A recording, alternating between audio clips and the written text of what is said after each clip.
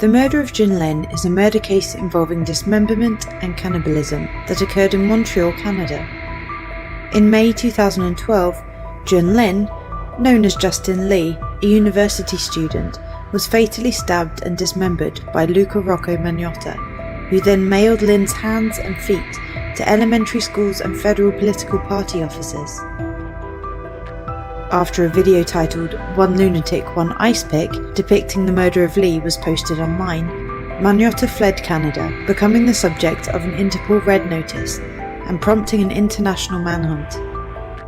In June 2012, he was arrested in an internet cafe in Berlin. In December 2014, after 8 days of deliberations, a jury convicted him of first-degree murder. Magnotta was previously sought by animal rights groups for allegedly uploading videos of himself killing kittens. Before he uploaded One Lunatic, One Ice Pick to the internet, Magnotta uploaded many other gruesome and viral videos, including one in which he placed 2 kittens in a plastic bag and suffocated them. He also posted a video where he fed a kitten to a python, and more. These 2 first videos are the origin for the name of the Netflix docuseries about Magnotta. Don't fuck with cats is an unsaid rule on the internet, according to many people profiled for the series.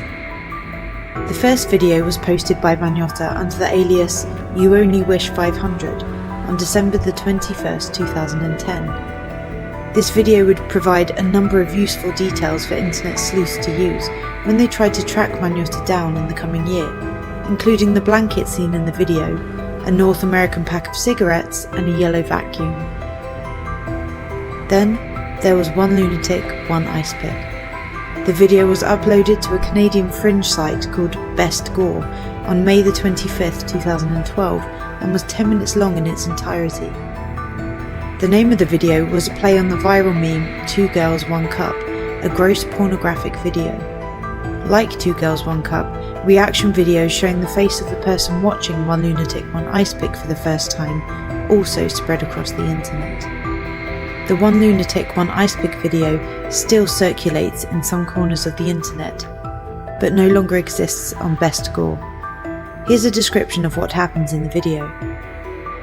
The video opens to the song True Faith by the band New Order. That song also plays at the open of the movie American Psycho, which internet sleuths deemed to be the opposite of coincidence. From the vantage point of the video camera, one can see a man who is naked and is tied by the wrists and ankles on the bed. There's a Casablanca movie poster on the wall behind him and a man standing near him. That man strokes the nude man in a gentle manner, in the same way he did with the videos of the kittens before he suffocated them. Over the course of those 10 minutes, Magnotta stabs Lin with a knife fashioned to look like an ice pick upwards of 100 times.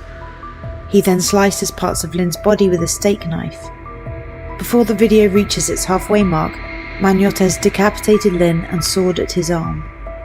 By the end of the video, Magnotta has sawed off both of Lin's arms, his right leg, and nearly severed his left leg. Though Lin moved his head and arms in the first few minutes, it's unclear if he was conscious at the time of the stabbing, or for anything that happened after. In the second half of the video, Magnotta proceeds to commit sodomy and necrophilia on Lin's torso. A black and white small dog can also be seen, whining and chewing on a part of Lin's body too.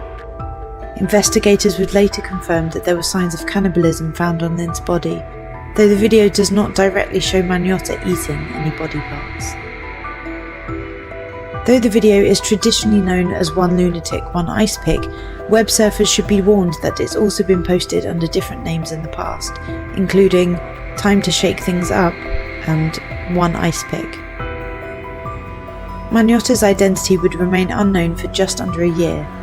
Then, on April the 12th, 2013, he was indicted for first-degree murder, offering indignities to a human body, distributing obscene materials, using the postal service to distribute obscene materials, and criminal harassment.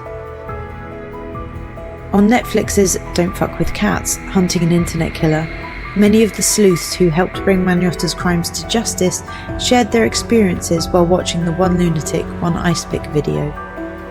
One sleuth, John Green, said he got a message from a friend that there was a new video up. Quote, "It opens a browser, I see a video and I press play," he says. Quote, "In the previous videos, the objects on the bed were cats. In this video, there was an actual person, and I'm like, what the fuck?" The sleuth said he immediately jumped out of bed and watched the video full screen on a large computer screen. "Holy shit," he said.